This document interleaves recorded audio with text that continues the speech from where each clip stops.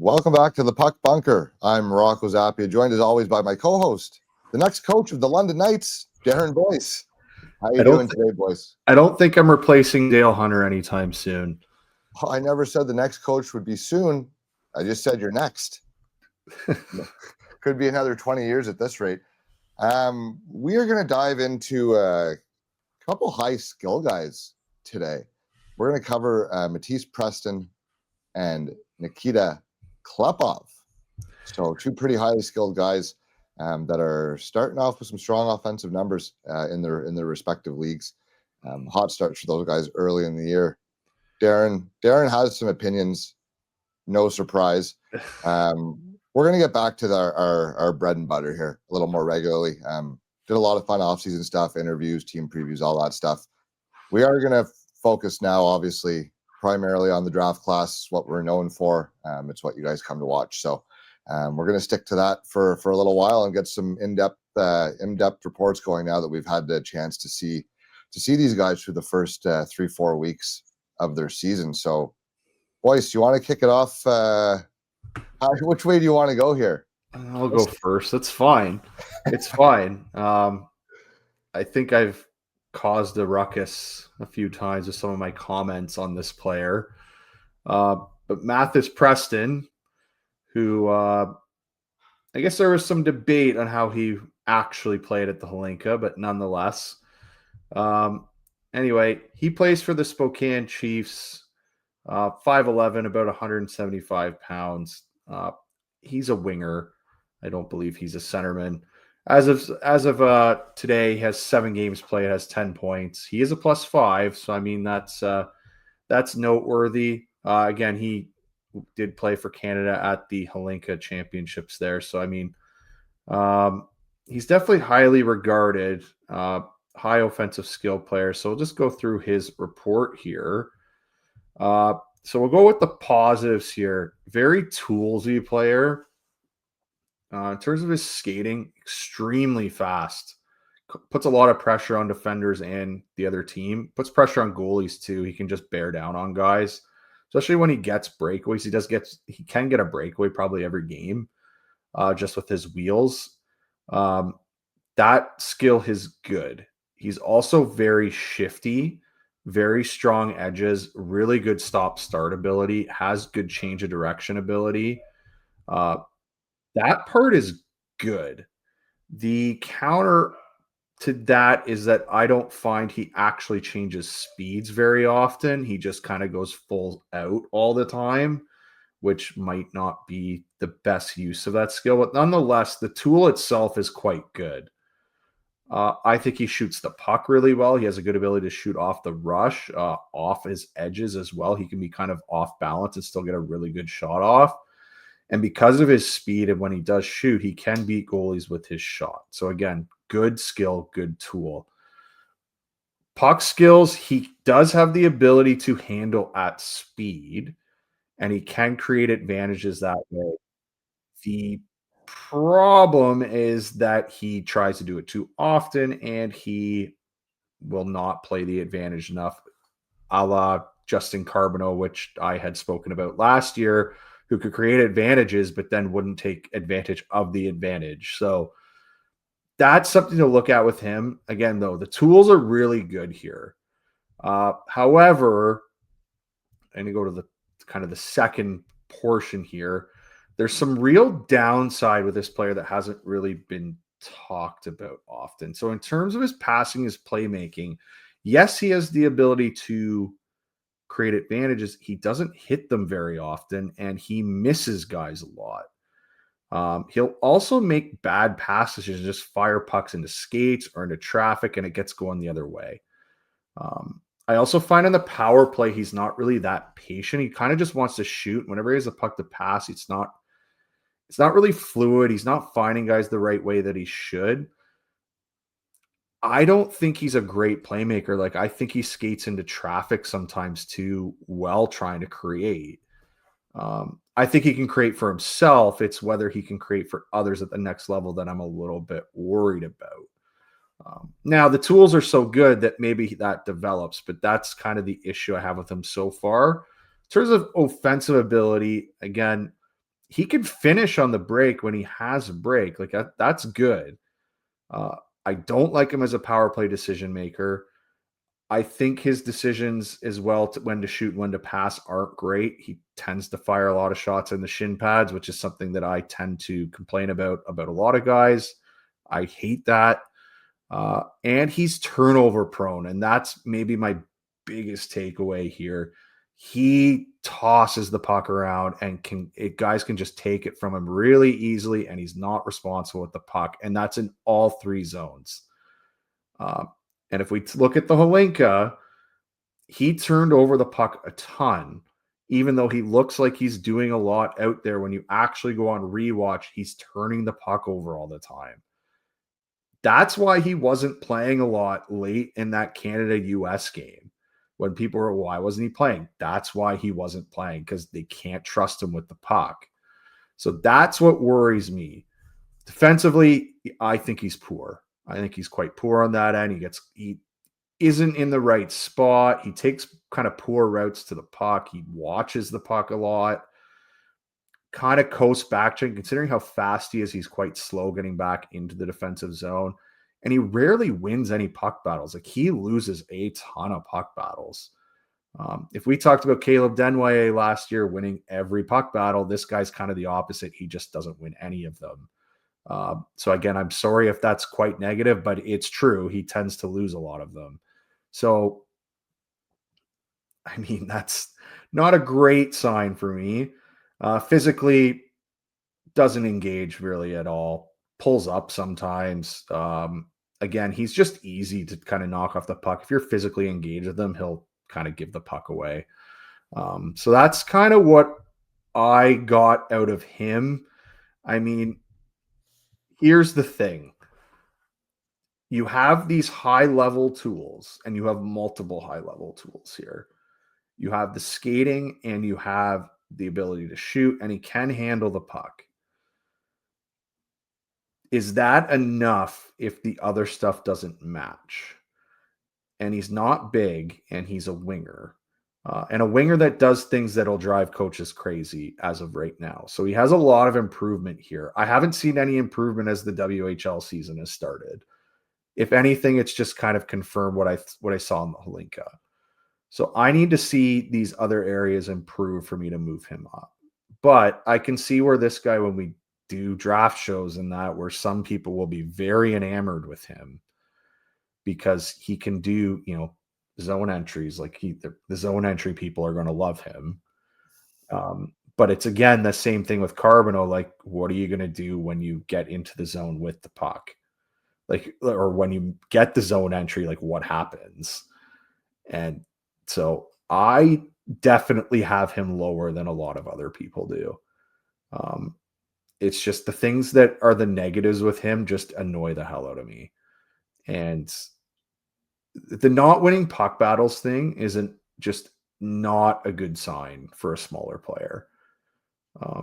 That's the one thing that, I need my smaller guys to at least be grinding and be kind of greasy out there. He's not. And that's a real concern for me.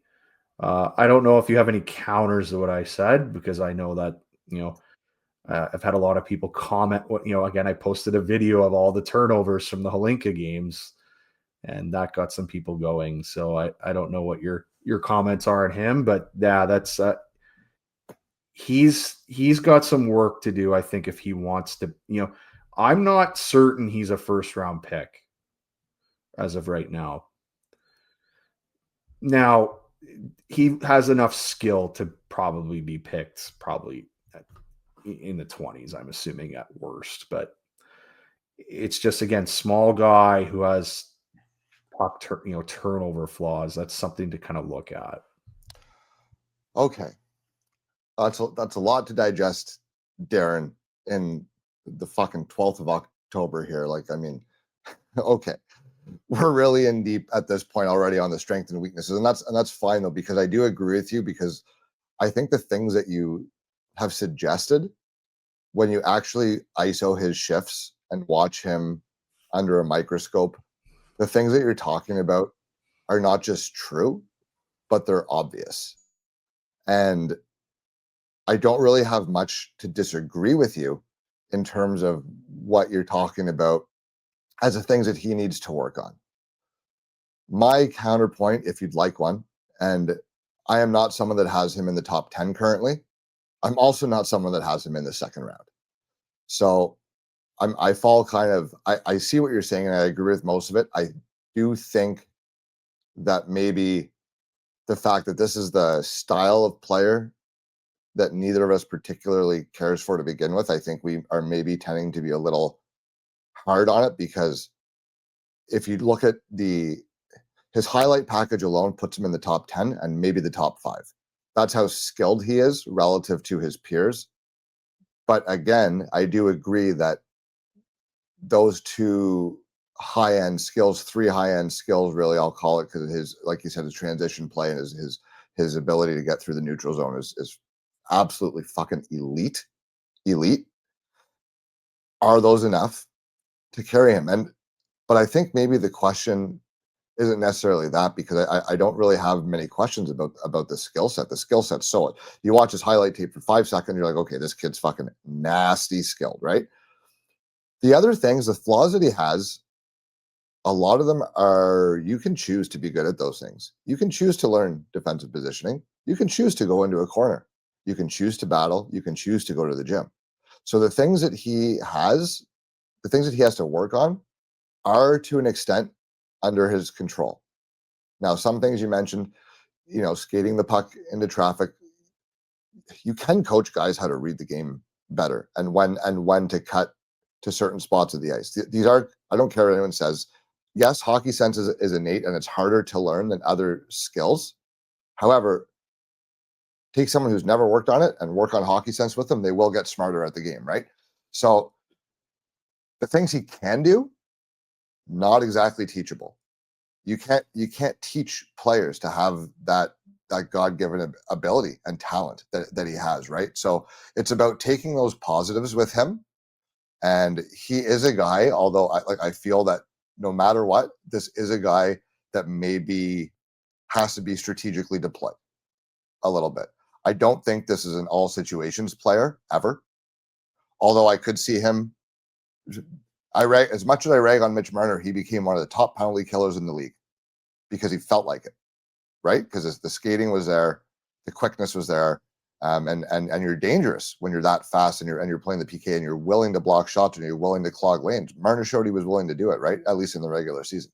So there is a world where you have a high skill guy that's never really done that before, and all of a sudden, hey, you're in the fucking NHL now. This is how we need you to play. These are the situations I need you to play, and I don't really give a fuck about your points. If you want to play in the league, you got to buy in and do it. And if he decides to do that, why can't he round out the things that we're talking about right now that are flaws, right? Because look, he's not the biggest, he's not the strongest. He doesn't really seem to give a whole lot of fucks about the defensive zone just yet. I don't care necessarily for the way he tries to force things, but equally, there's never been a situation in his life where he hasn't been by far the most talented player on his team, right? And that situation is coming when he gets to the pros. But guys learn. So you see guys like this who can figure it out, and if he does, there's apparent 70 plus 80 plus point potential here with this guy. This guy has the upside and potential to be a first line offensive player. The things that need to be worked on, the list is just a little longer than I would like to see in terms of things that I'd want to be improving on at this point. And I agree with more or less. You're pretty much exhausted the topic, not in a bad way, but I don't have anything to add in terms of points of improvement there. But we got to keep in mind how talented he is, and like you said, you may not love him right now as a first rounder. I have a hard time believing this guy doesn't end up as a first rounder just based on the skill and the upside alone. Someone's going to be willing to work with that. Doesn't mean we have to put him there, but someone will take this guy in the first. But I don't think we're looking at a top 10 pick when it's all said and done. And that's where I kind of stand right now. Is the consensus seems to be that he's just on the cusp of this top 5. And I don't have that read on him. Again, if this guy turned into a two-way force in the second half, I'm going to change my tune real quick. But for my money, I'm looking at a very high upside, at this point, one-dimensional offensive player. Right now, he is nowhere close to the top 10. And my top 10 picks need to actually be able to, okay. A couple things you mentioned there. Actually, I'm going to start with this. You mentioned Mitch Marner there. Okay. Mitch Marner is still one of the most intelligent people on the ice when he is playing. I'm sorry, like Preston is not. I just meant in the penalty kill sense that he was willing to do that job. Yeah, but he wasn't like a terrible defender in junior. No, he wasn't. No, that's fair. That's like, fair. That's not like it's he wasn't Marner, egregious. Yeah, not like Marner was small, but like he's indeed like he's smart. He's just small, or he was small then. Like he's not that small, but I mean, just in general, like he's smart. He just doesn't really engage with physicality, but he's still in the right position a lot of the time. And again, he developed that a bit more when he was with London. Like he got better at it. My concern here with Preston is we talk about the offensive capabilities here. And like, yes, he has the tools. The tools are good. Does he have the brain to be an offensive player? Does he have the brain to be an 80-point NHL player? Like, are we sure about that? Well, no, but that's okay. But so here's the thing. So we need to decipher. So my thing with him is exactly that. Between now and the end of the year, are the times that he's making mistakes, are you just used to being the best and doing what you want? Are you trying to be too individualistic? Are you trying to force things? Or is it an inability to read the play? Because they're different things, right? One thing is a stylistic change that he can make. And the other thing is we're saying he can't read the play, and that's not going to fly. Well, that's what we need to learn, right? So as of today, I'm not going to sit here in October and say he has no hockey sense. I'm not saying he doesn't have any hockey sense. I'm saying that he doesn't have the hockey sense of a like Mitch Marner type. Like that's not the type of player he is. No, and that's fair. Like he is yes, he's a smaller guy, but it's for a smaller guy. Like he has some really good physical skills. Like the skating and the shot, like are really good. And that he has really good puck skills. Like those are good.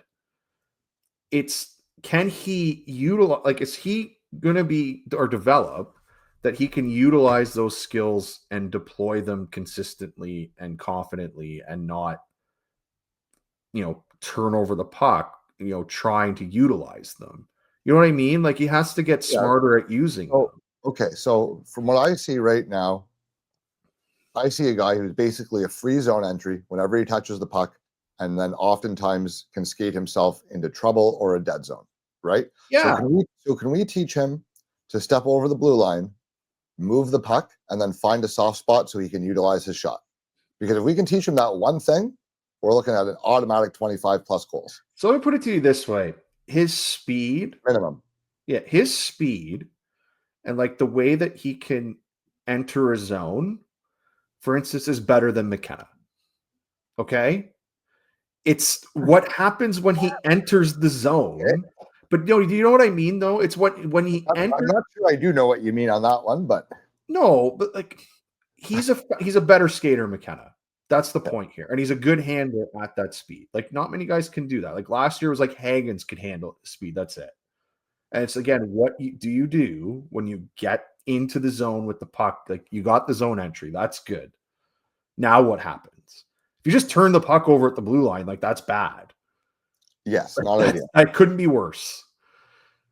Like not a worse position to turn the puck over than both blue lines. It's awful.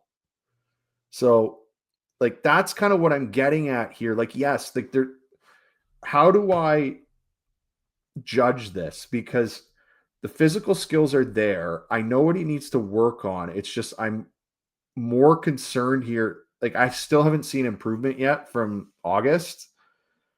And I mean, yes, we're kind of into the WHL season now, and the same flaws are still there.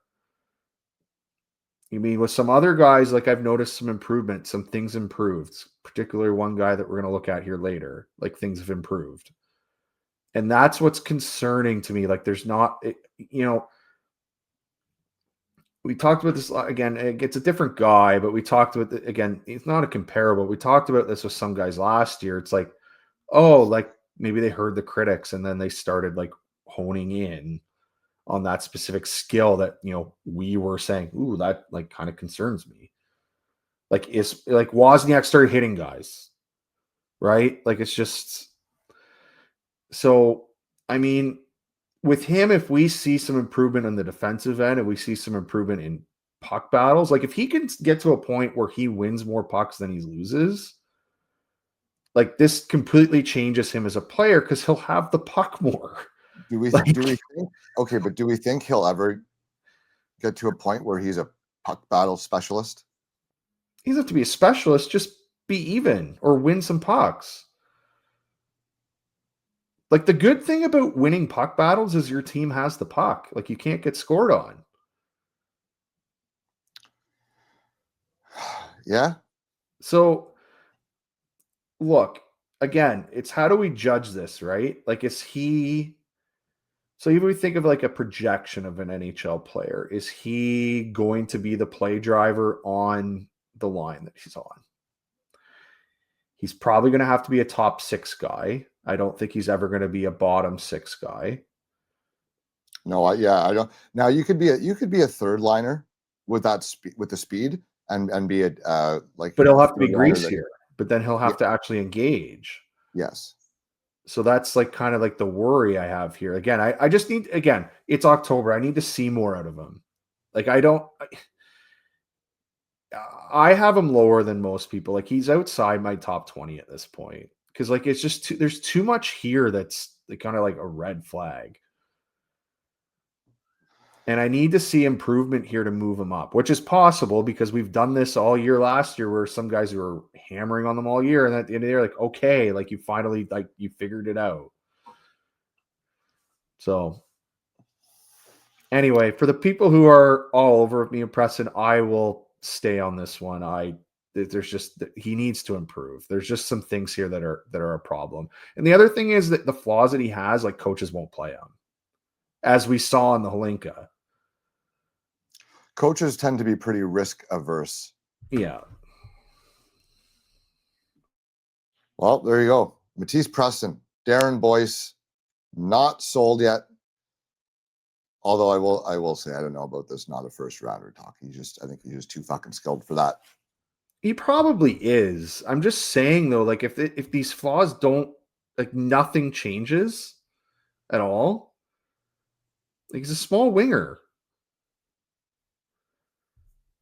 Like go with your own advice there.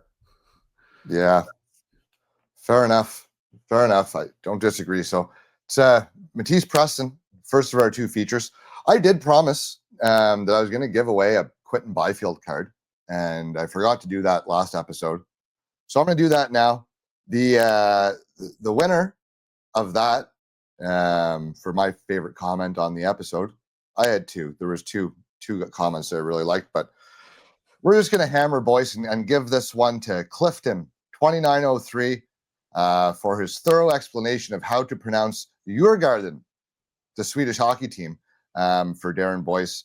Djurgården actually means animal, Djur from farm, garden. So there you go. So if you ever forget, think of the works of the great George Orwell, who seems to be more on point every fucking day in this world. However, Clifton 2903, send me a message, please. I'll reply to your comment on YouTube. Send me a message on Twitter or somehow, and we'll get this thing shipped off to you. So congrats. Thanks for tuning in. Thanks for following. And thanks for the Swedish lesson. We appreciate that, and it won't make a goddamn difference because we suck at random languages. We're going to move on to our second feature now. It's going to be from the Saginaw Spirit, the Russian-American undercover hybrid agent, Nikita Klepov. What a player. This looks like we might have on our hands here. He's had an extremely hot start to the year. Before you go, yeah, did we both not say that this guy would put up a ton of points in the O? We both said this. So go on, but not too shocked about what's happening here. No, me neither. I don't know that we would have predicted 2 points a game off the hop. He's 14 points in his first 8 games and a nice even split 7-7 there too. So he can do it both ways. Only 31 points in 59 games last year for Sioux City in the USHL in his rookie year there. looked great at the Hlinka, put his name on the map, made the move over to the OHL. This is a guy that's benefiting from the new rule changes, who may not have come over to the OHL in previous years, but now he gets a chance to come over, and he's playing for Saginaw. They obviously have a lot of holes to fill offensively with the departures of Misa and Perek, amongst others. So he's getting a ton of opportunity, and he's making the most of it. Okay, where do I want to start with him? Let's start with his skating. Okay, skating and edges are quite very good. I wouldn't call them elite. We're not looking at an elite skater the way that Preston may be. And I think if there was a big difference between the two of them here, that would favor Preston in terms of playing against better competition. The skating might be a differentiator for him. And that's not to say Klepov's not a good skater. He is a very good skater with very good edges. I just don't know that he's truly elite. Why? We'll get to that in a minute. Offensively, across the board, he has very high grades. His shot's very good. I don't think maybe an elite shooter, but this guy's going to be able to score goals in any league at any level. He can get it off in a hurry, and he picks good times to shoot the puck. He does a very good job of deciding when to shoot and when to pass. That's one thing I noticed.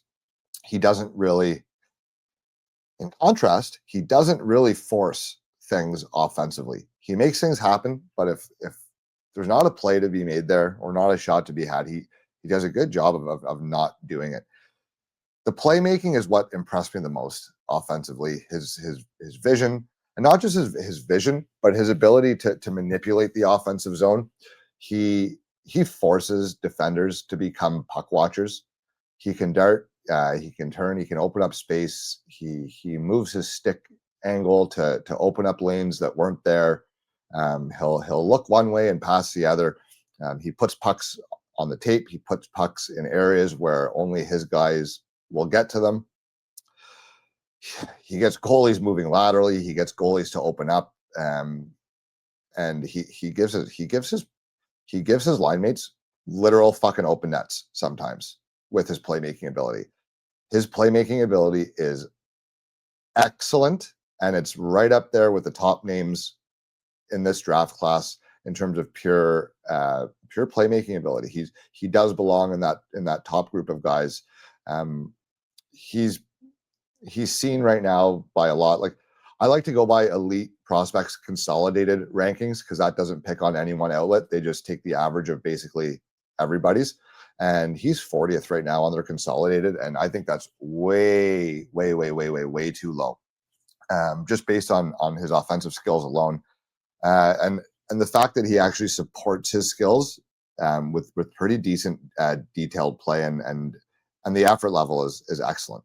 He works really hard and he battles. He engages in the corners. His problem is that he's weak.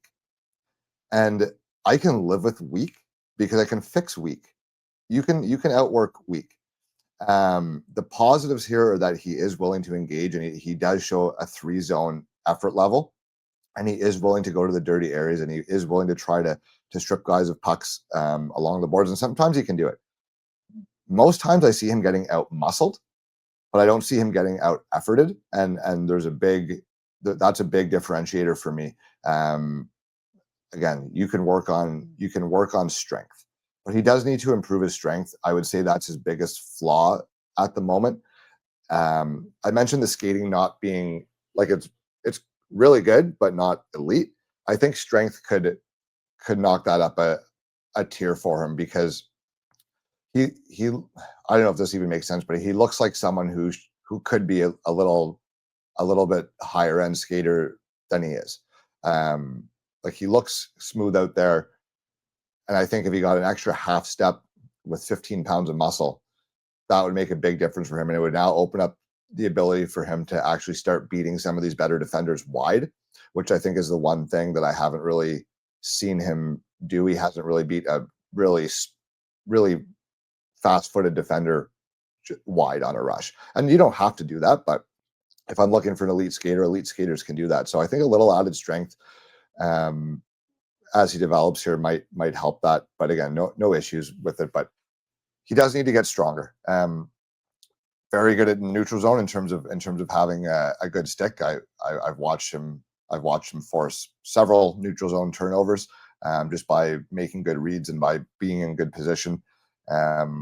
When you're on the defensive side of the puck in the neutral zone, he does a pretty good job of clogging it and forcing guys to make a move and beat him. So he's not really a passenger when he's on the defensive side of the puck, which for a guy that's running at close to 2 points a game, not a passenger that's a pretty big compliment, because most guys putting up those kind of numbers are really only in one of three zones. So he attacks with a plan. I find he doesn't skate the puck into dead zones. He doesn't. He's not careless with the puck. He takes very good care of it. I've seen him abandon his primary option on multiple occasions because it just wasn't there. And maybe you're turning back, or maybe you're finding a secondary option, or maybe you're just holding on to it and putting it in the corner and getting off the ice. He's willing to do that as well, which shows a little maturity that he is running with such a high offensive, like his confidence right now offensively has got to be absolutely through the roof. And that typically can lead to a lot more forced plays, especially in junior. And he's not. He's sticking to what he does. And when something's not there, he's taking care of the puck, and he's not putting the puck or his teammates into bad spots with poor decision making. I like that he's not forcing it, and he takes what the defense gives him, but he also can make things happen. You mentioned Carbono, how he can, he can create great opportunities, but then doesn't take advantage of them. This guy creates opportunities and also does take advantage of them, I find. I don't have an issue with almost any part of the way he plays, other than I'd like him to be a little bit stronger. And if I really want to be nitpicky, if you can get a little bit more elite in the feet and a little bit stronger, we're looking at a first line player. If both those things come, if one of those two things comes, I think we're still looking at a guy who can probably play in most top sixes. And the thing with him that I like is, because I've seen the effort and I've seen the willingness to engage, I can find a role for that on my third line too. He's never going to be a fourth line guy. He's just not big enough, not bruiser enough. It's just not going to be his thing. But whereas you're talking about Preston has to be a top two line guy for you, I think this guy could find a place on any one of your top three lines, because I've seen the effort and the things that he's willing to do that he could be successful. And he has the skills to be one of those, oh, he's a third liner, but he chips in. You hear that all the time. He can chip in offensively, right? So that's kind of where I see a bit of a floor for him. Because I like the way he plays. So I'll let you chime in here, Darren. I went on a little bit long there, but that's fine. Okay. I'm just gonna kind of go through my notes here. Positives with him. I mean, the puck skills are fantastic. I think he has better hand-eye than most anybody I've watched. So that doesn't just include stick handling or manipulating space. That's knocking down pucks, receiving pucks, even in stick battles. Like, he wins battles for a weak guy because his stick is just, he's there before everyone else. His stick is in the right spot before everyone else. That's an elite skill. The other one is that he's smart. yes. So, and it's not just offensively smart. Like, what surprised me from watching, the Hlinka to now watching with Saginaw, his defensive responsibility was good. He was in good spots, and like, he covered guys like, there was multiple times where I'm like, oh, they're caught. And then all of a sudden it was like him getting the puck back.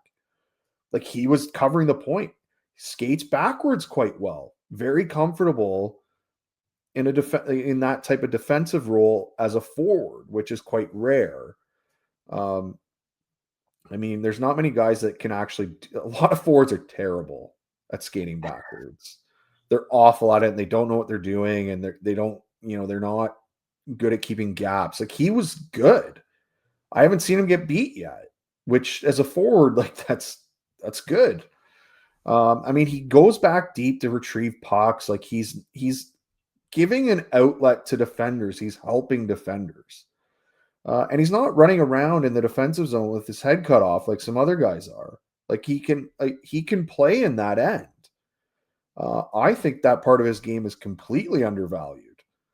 And then when he plays offense, I'm not going to lie, this last game I watched, I don't think he made one bad play on offense.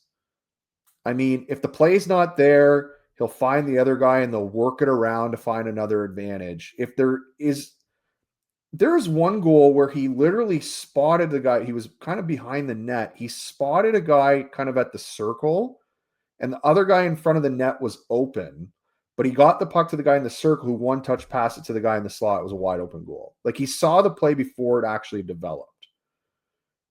He has a lot of patience. Yeah, so he has a ton of patience on that. Yet he can make the highly offensive play. He doesn't have to push it all the time to make it. Like he sees the secondary assist, which a lot of guys don't. I guess that's kind of what I'm getting at here. Like he sometimes secondary assists are actually the primary assist. It does actually happen sometimes. So that's good. He was good along the boards.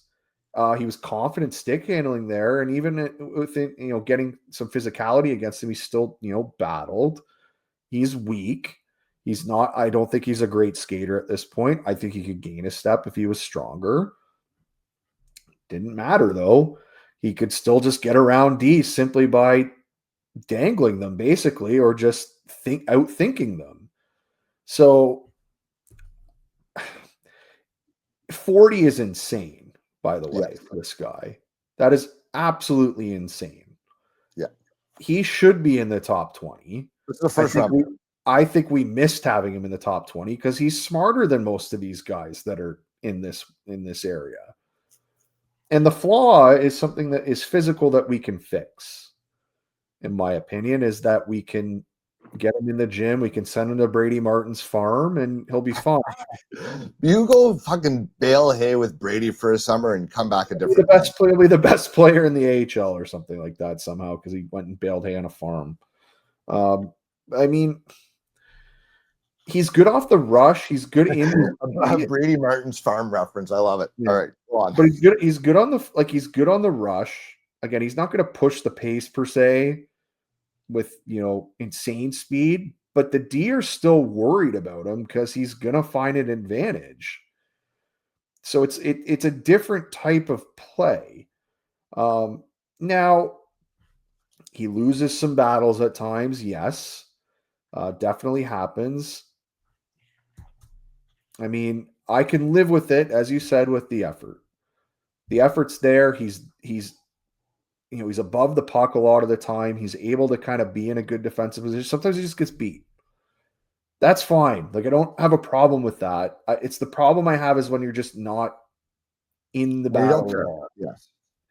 And that's the issue I have. And again, Saginaw has never really been a team lately where they are the most responsible defensive team, even when they won the Memorial Cup. Yeah. They're winning games 8-7, dude. Yeah. But so you spoke about Mitch Marner before, the intelligence factor in offense. This guy has that. Now, does he have like the high end ability of Marner? I don't know. But when you can play a hockey game and you very rarely make a mistake when you have the puck, like you're going to get ice time. And even when he was pressured on the puck, he had the thickest hands on the ice. Yeah, but also when he had the puck and say he got pressured by a D and he had no play, chipped it by him. Crazy concept, isn't it? Like didn't hold on to it, didn't overhold it, like didn't create a turnover. He didn't put his teammates in bad spots with stupid turnovers. No, we just chipped it into the corner, and one of them, I think they ended up retrieving the puck and scoring on. Great. So I mean, he's definitely being undervalued here. Yes.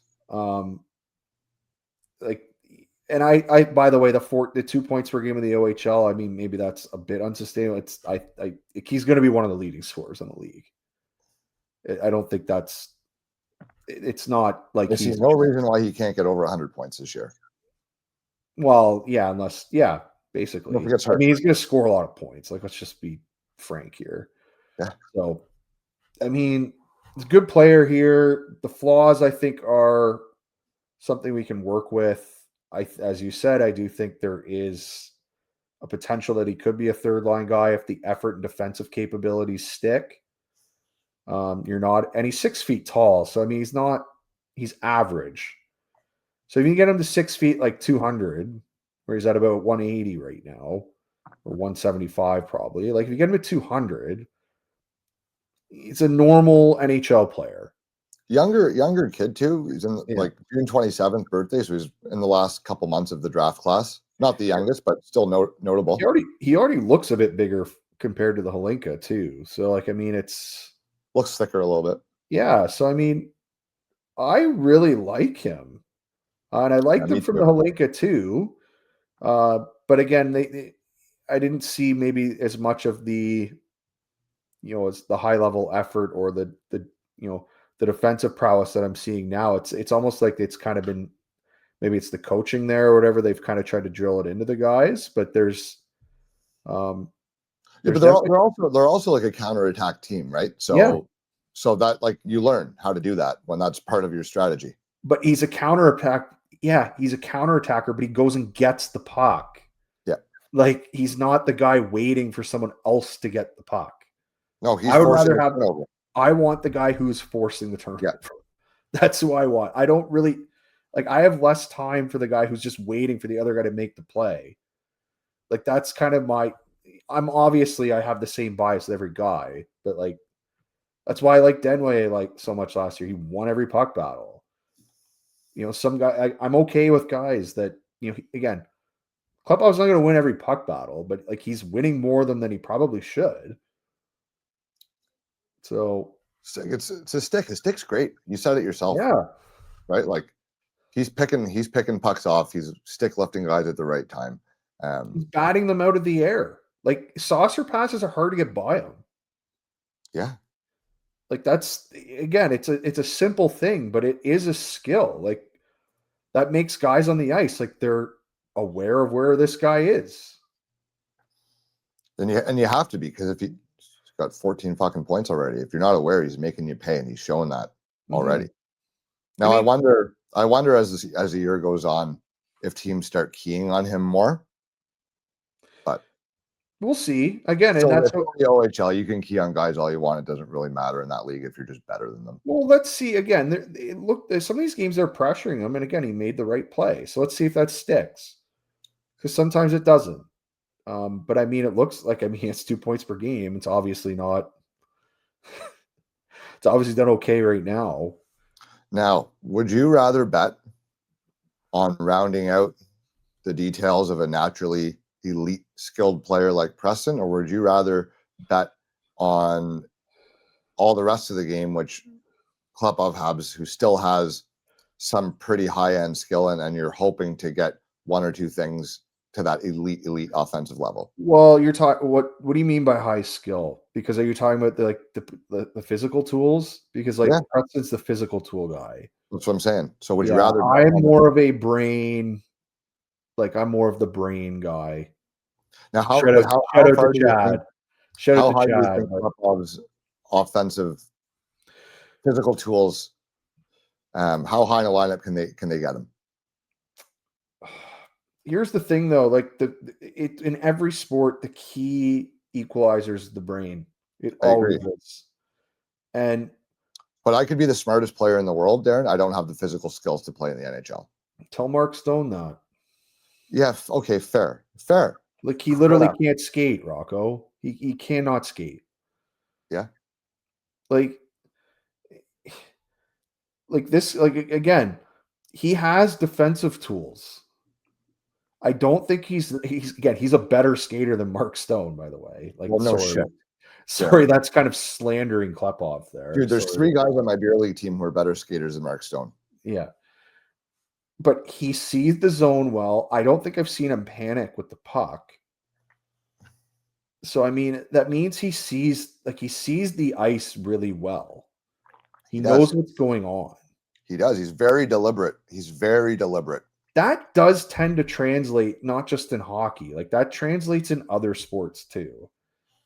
Like that translates in basketball. Like you'd be the fastest guy in the court.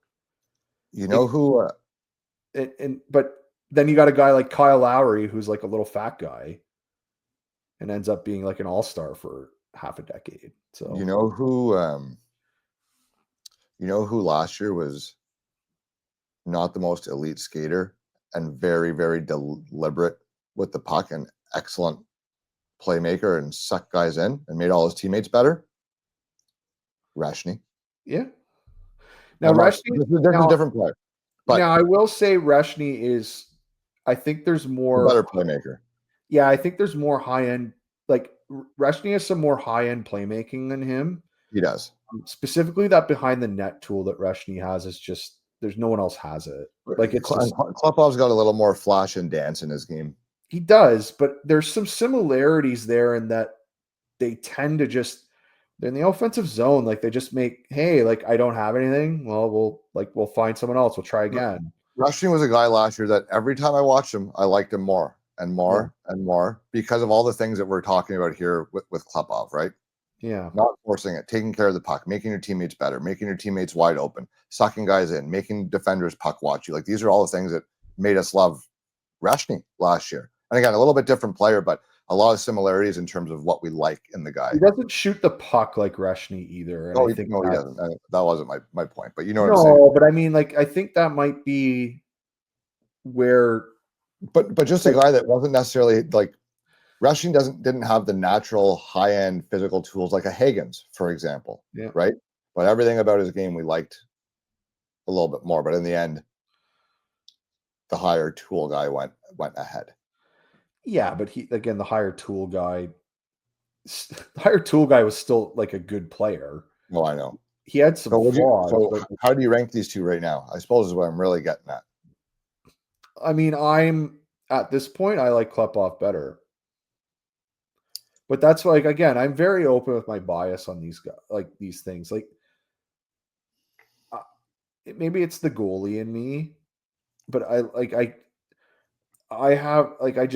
flaws of turning the puck over and not winning battles or not engaging in battles infuriates me. Okay, but it's the goalie in you, but also all these things, the things that we're talking about, are the exact things that make high-skilled wingers draft in the top 10 bust.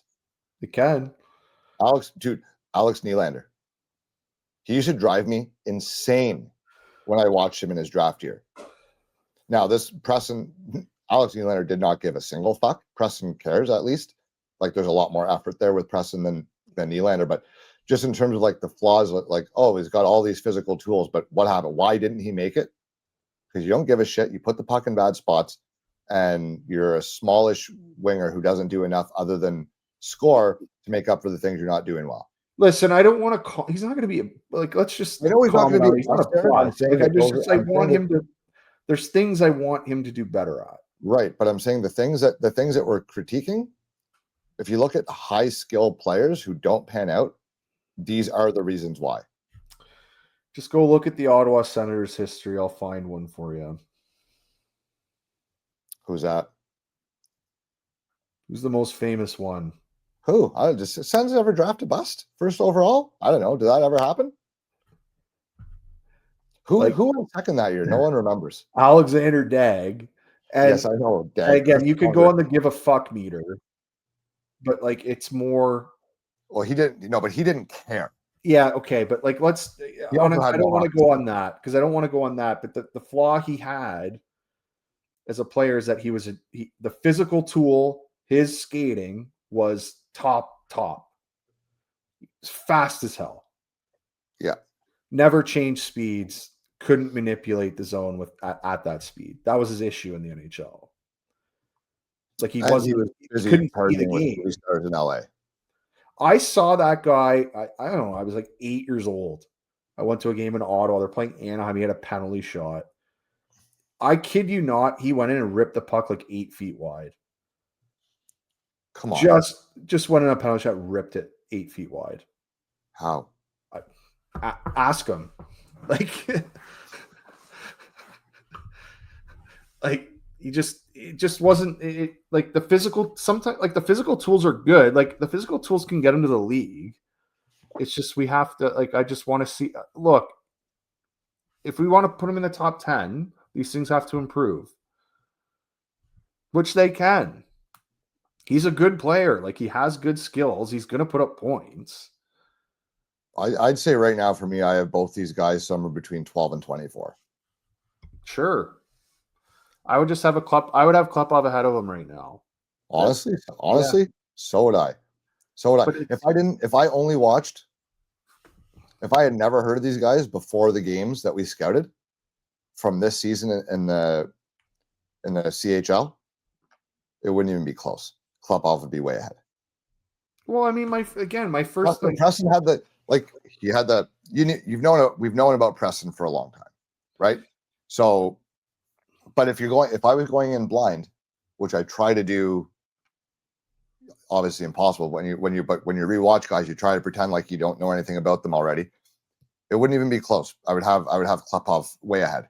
The problem, okay, before we go, the issue with both of these players, like in viewing them, is when you watch them on live TV versus actually narrowing down into the individual. Because Preston pops off the TV to you.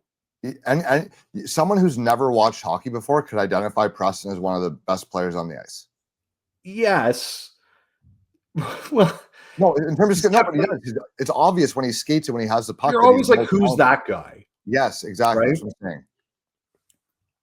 I think a lot of guys did that during the Holinka. They're like, oh, wow, like this guy's always out there. Like, he's always doing something. I'm like, yeah. And then you look back, like, he is always doing something. It's not always great, though. Dude, I was guilty of that. When I was watching the games, you're just watching the game as a whole. He pops, you're like, oh, I noticed this guy. And then I'm like, okay, why is he not playing? And then you go back and ISO his shifts. And I'm like, oh, turnover, fucking bad read, decision. You know what I mean? Force that puck. But like you get it, you understand it more. It's different to watch guys ISO for sure. Well, Klepov's also a guy that like won't pop off the TV to you with the physical skills, right? Like you don't a little bit with his hands. He can with his hands, but like again, he's got a good stick.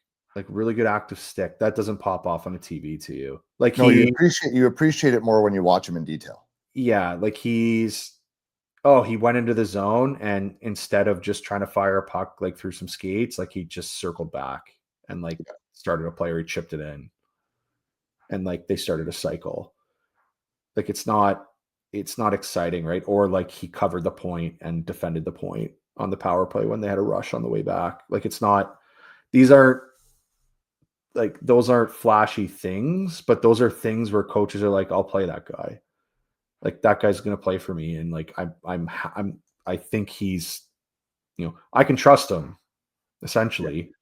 Like, I don't know. Like I do find it noteworthy that Preston lost ice time in that game. Like that, it doesn't happen very often at that level. And I still disagree that overtime was the time to keep him on the bench, but I digress. It's still noteworthy though. It is, but that's the time that you let that guy go.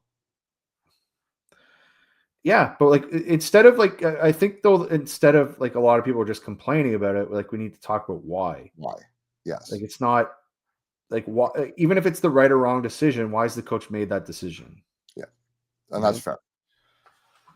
All right, well, Mathis Preston, Nikita Klepov, two very highly skilled offensive players, both looking like strong bets to be first rounders this year. Have your say. Why are we idiots for having Klepov ahead as of right now? You tell us why we're idiots because we're going to fucking hear about it. I know we are. I'm happy to hear about it. This can be my. It's okay, Darren. We were idiots all last season about Denway and Zonin until the draft came, and all of a sudden we were fucking smart. So we'll see. Yeah. We'll see. But we're calling our shot on Klepov. We both like him here. We both think he's going to be an easy first rounder by the time it's all said and done. So there you go. Welcome back to the regularly scheduled draft coverage. We're going to be back. We're going to do Belches and someone else. We want to do Lawrence, but he hasn't fucking played since the Holinka, so it's hard to really provide an update when there isn't one. But as soon as he plays some games, we're going to do Ty Lawrence. We'll also start doing some defensemen. Yeah, I got some things to say about Carson Carroll's here. I'm really starting to dig my heels in on this guy. He's fucking sick. So might have an update on him soon. There we go. Okay, thanks for tuning in, Boyser. Thanks for your time, and we'll catch you next week. All right, see you later.